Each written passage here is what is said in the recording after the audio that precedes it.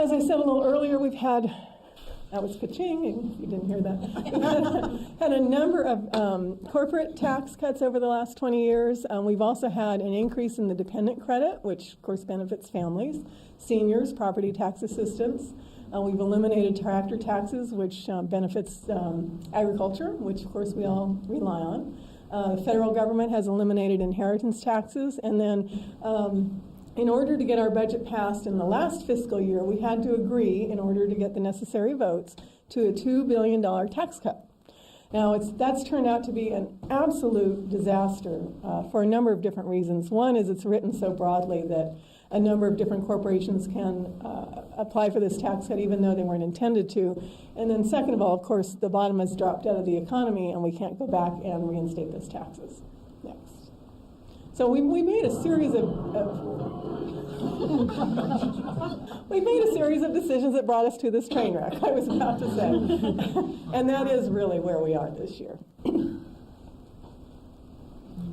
So let's talk about the process. Dysfunction is built right into the process. Anybody know what those three states have in common? Those three states, Arkansas, Rhode Island, and California, require a 2/3 vote of the legislature to adopt a budget. Now, what Arkansas and Rhode Island have that is different than the state of California is they have legislatures that are dominated by over 2/3 of one party. So they get to make their decision fairly easily. They're also much smaller than we are, obviously. But here, we have to have a 2/3 vote. I haven't done the numbers lately, and they keep changing, unfortunately, because of term limits. We have lots of assembly members that are running for other offices, and they keep coming and going. But last I checked, I think it was we needed 6 Republican votes in the Assembly and 2 in the Senate to pass any budget. And I know the voters really like to think that that makes us sit down and bargain in a bipartisan way. It's very naive. It does not work that way. What it does is it allows this small number of people to take the entire state hostage for something that they want that is unrelated to the budget and that a majority of Californians would not support. That is how it works. And if I were to say the number one thing we need to do to get a handle on this problem, that's it. Next. Here's just some examples of what we've had to do in order to buy these 8 votes. I talked about the tax reductions last year. We also had to agree to put the open primary initiative on the ballot. You may remember we had an open primary a few years ago and the voters did away with it. Well, now you get to decide again because of one Republican whose vote we needed in the Senate. We also had to, I think we halved the Comptroller's office budget. And he had some plans that would, over time, have reduced his cost to the state, but because one Republican had run against him in the previous campaign and was mad at him, we had to reduce his budget in order to get that vote. And a few years ago, we had to build an Italian-American Culture Center in Roseville for one of the Republicans' votes.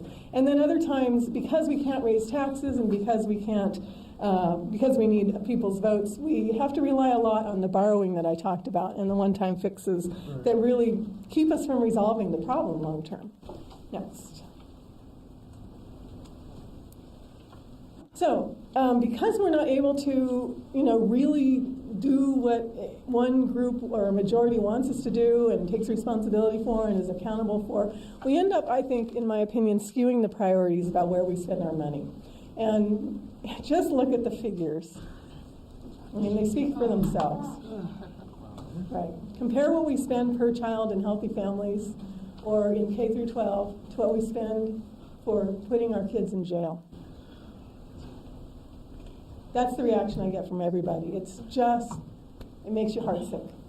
And this is not a decision that, in my opinion, any conscious adult would ever actually make, knowing what those decisions were and where that money was going to go. Nonetheless, that's how we've ended up.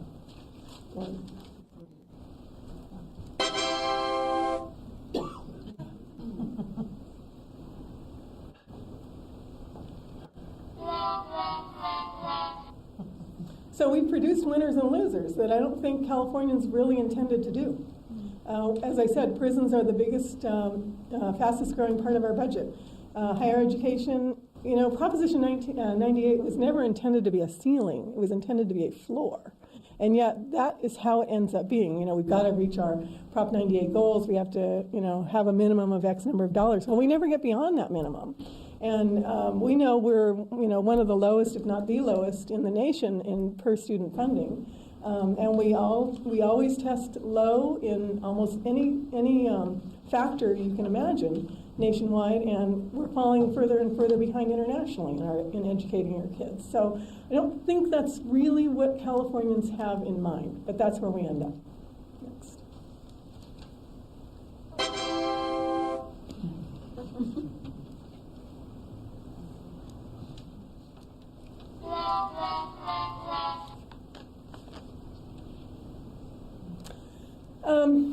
There's a lot to discuss in this, and I'm just going to raise a couple of points and not really discuss them because I want to get to your questions. We're addressing right now, the governor has just called a special session for the legislature to consider the recommendations of the Commission on the 21st Century Economy. And basically, this is a commission that was established by the governor and the legislature, and the governor got more appointments in the legislature, and it's kind of ended up skewed, kind of, I would say, in a neoconservative sort of way. They've come out and made some recommendations which would basically give very, very wealthy people a huge tax cut. And it would shift the state of California from a sales tax to something called a net business tax receipts, or I may be getting the exact name a little bit wrong, but it basically is a new tax that's never been tried anywhere except, I believe, in the state of Massachusetts. It hasn't been doing it for very long. Is it Massachusetts, Jonathan? I don't know. Okay, it's one of those M states, and I think it's Massachusetts. And they haven't done it long enough to even know whether it works. So this slide just shows you, though, who has been winning under our current tax system and who's losing. And if we were to adopt the recommendations of this commission, which was run by Bush pioneer Gerald Parsky, who is himself a very wealthy multimillionaire, we would make Exxon even a bigger winner and tax this low-income family even more. So you can tell what my opinion is of that. Next. Now here's why we can't just solve this problem, and this is the second problem that we have in addition to the 2/3 vote to adopt a budget. It takes a 2/3 vote to increase any taxes. And I know that the voters believe this gives them a level of protection against more taxes, and they're right about that. But what it also does is it prevents us from doing, really addressing the priorities of the average Californian. And in a year like this, it means that because every single Republican in the legislature has taken a written pledge to never, ever, under any circumstances, raise taxes, and by raising taxes, they also mean closing tax loopholes and raising fees, and you can go on and on. If it looks like a tax, smells like a tax, it must be a tax, and therefore they won't do it. We cannot raise revenue.